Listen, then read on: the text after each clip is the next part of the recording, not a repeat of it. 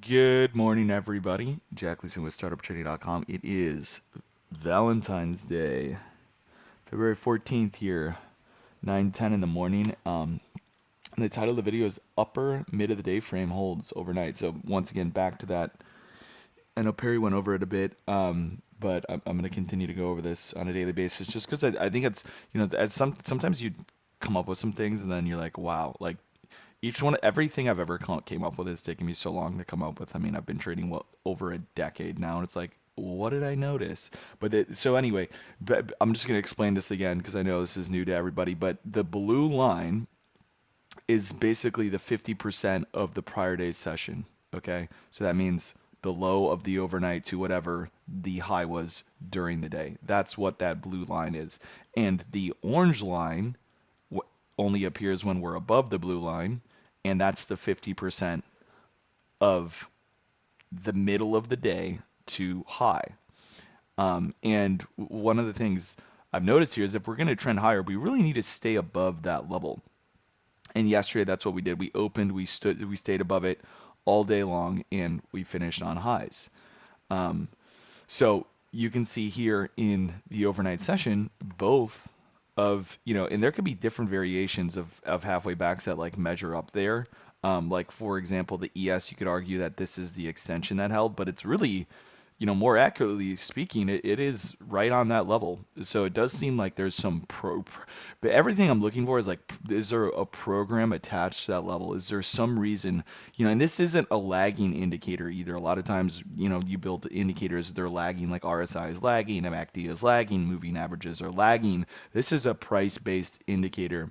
So it's technically not lagging. We know this level in advance. Like if you were looking at an RSI might tell you to buy, excuse me, after the reaction at like 7:35 on a smaller time frame, as opposed to, this is giving you that price in advance. But of course you want multiple levels of confirmation. So as we go into the day, if we continue to hold above this midpoint, or the upper midpoint, I should say, then I think we can continue to move higher. So those overnight lows, if we were to take them out, I want to look at the next pullback. So if overnight lows are taken out, let's look at the prior day's series here. And let me actually go back to, I'm going to load up my drawings here that I have. So yesterday, the overnight low, I believe, was held in the NASDAQ. Let me blow up the NASDAQ here. We rallied off the open, held above the upper mid, orange is upper mid, and then we had this 50% retracement complete its profit target. Okay, and that really is the last thing that's happened. Now, we never completed this regular trading hours, so that will be something I'll look for off the open, is getting up into that, and I would expect that to be resistance. You can see once we got into that zone in the overnight session around like 9 o'clock last night, it was really not a lot of continuation above it, but that next level below it is going to be something I'll look for off the open for just like a sweep lower. So I would like to see us kind of trade down into this 2227, which is going to be the next traditional. It's just going to be like barely below that upper mid. It would be a sweep of the overnight session, and then I would anticipate us to hold that immediate support level below. So that's going to be the first setup I'm looking for here off the open. Now, if we do continue higher, the higher time frame target from really the pullbacks we saw Sunday that retested on Wednesday, the retest of that 38% retracement, that is going to give us an upside target of this 22,200. Okay, that's going to give us an upside target of 22,200. And at that point in time, that's going to be my premium level for the day, where I'm not willing to take any longs above that level. And then as far as a discount level goes, I would say for the time being, my discount level will just be the oops, what did I do there? Did I duplicate that? My discount level is going to be the midpoint of the prior day, which is 21,930. 21,937. So at no shorts at this point in time below that level.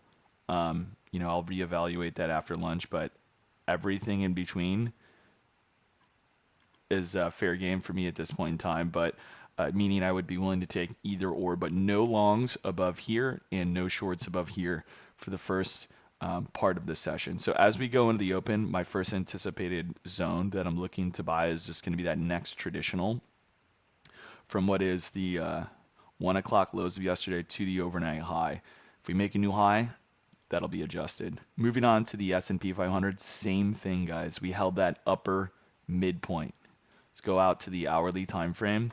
What's interesting here is I think we've actually completed what is the lows of the 3rd of February. Oh, no, never mind. We have not completed. That upside target is going to be all the way at 61.67.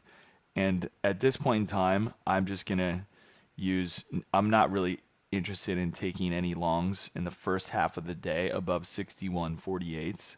61.48s is just this prior high, and I'm not interested in any shorts below a 60.94 for the time being. Now, if we look at this action, this is a very clean halfway back in the overnight session on Thursday. That's gone through its negative 23 and now through its negative 61. I'm looking at that overnight session too high, and I would love to see, and it'll probably happen around the same time, that 50% retracement trade.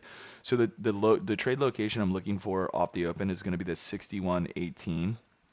No longs above 61.48. And if we do not hold this extension, I would expect us and kind of just sit around and wait for us to maybe get down to that midpoint, that discount zone that I'm looking for at 60.94. So either we're going to hold this extension, or at some point today, I do think we will rotate down to that 60.94. But the 61.18 half is what I'm going to be looking for first. So just to review, the two trade setups I'm looking for, I'm looking for that next measured move. It's a traditional in the NASDAQ, and this extension in the ES, which would both be sweeping the overnight low. Obviously, we wouldn't want to see a continuation after this sweep. But if those do not hold, I will anticipate in some form or another, we're probably going to get back to those discount zones one way or another. So the trend continuation is that I'm anticipating is going to be here. And with that being said, that's going to wrap up my morning trade plan. And for those of you guys, like I said, this indicator I'm going to be releasing in the first 10 people. It's going to be $200. I think like 4 people so far have got it. So if anybody else wants it, let me know. Otherwise, once I fully list it on Monday, it's going to go up to 300. So if you guys do want it this weekend, let me know. I think it's really, really helpful, and I'm going to continue to review it. So just shoot me a DM if that's something you're interested in. But otherwise, I'll talk to the rest of you guys in the trade plan.